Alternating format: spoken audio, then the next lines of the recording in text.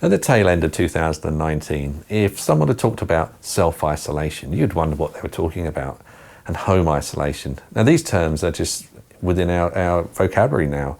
We all know that if something happens and someone gets coronavirus, COVID-19, they're going to have to self-isolate, or even if they suspect it.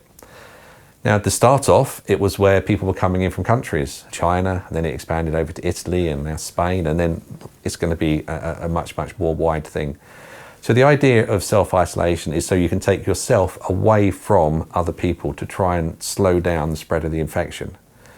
Different groups get isolated. It could be somebody who's come from another country. It could be somebody who suspects of having any types of cough or cold or any type of respiratory problem, fever, but also high-risk groups for protections. Currently, there's people who are being isolated because they're over the age of 70 or in a high medical risk group.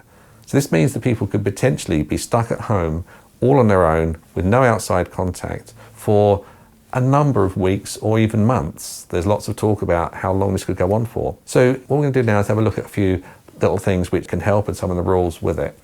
So the first thing we need to do is, if you do have other people around your home, try and keep away from them. So if one person is infected, if there is a way you can isolate that person to a bedroom and maybe then use a separate toilet, then do so. It's not always practical, but also try and keep away from people. The general guidance is around about 2 meters or 3 steps away from other people in your home. And also, if you get people delivering goods to your door, they can leave it on the door and you can go and get it.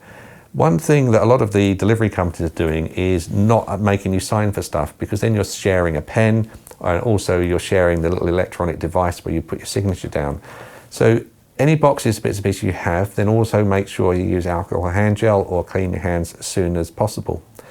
Now a time where we need to call on friends and family to help. So if you've got people who can help, they can get food for you, they can look after you.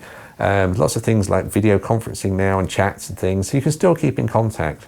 Look out for somebody. If you've got somebody who's elderly and at risk, then keep an eye out for them. You know, you can talk to them from a distance quite easily. If you are in self-isolation, then it's important that you eat correctly and also drink. You need to keep yourself hydrated. You need to make sure you carry on taking your medications. So if you're on regular medications, you can have the medications delivered, or ask somebody to get them for you. Make sure you've got enough medications. Plan ahead a few days so that you've always got enough food and drink, and also try and get out if you can within your garden if you have one. But the key thing is don't have visitors. I know in these times it's tempting to go and see your grandmother or aunt or a friend. You think they need company, but you could actually be unwittingly bringing the infection into their home and then causing the problem even worse. So we need to be supporting, we need to be kind to people, and we need to make sure that anyone who is isolated is looked after as best they can. It could well come in many countries and many towns. It could well be that everyone has to self-isolate and everyone has to stay off the streets. So we need to start being vigilant and start planning now. And finally, you see on the news how people are bulk buying and panic buying and the supermarket shelves are empty.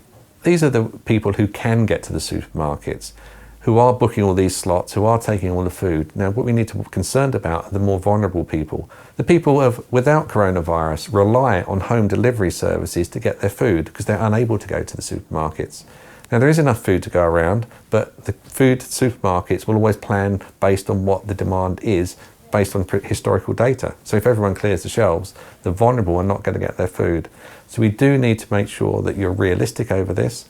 If you can get to supermarkets, then don't take up home delivery slots that could be used by somebody else. It's important for us all to work as a community and to ensure that there's enough food to go around, particularly for the vulnerable, the people in home isolation who really need it the most.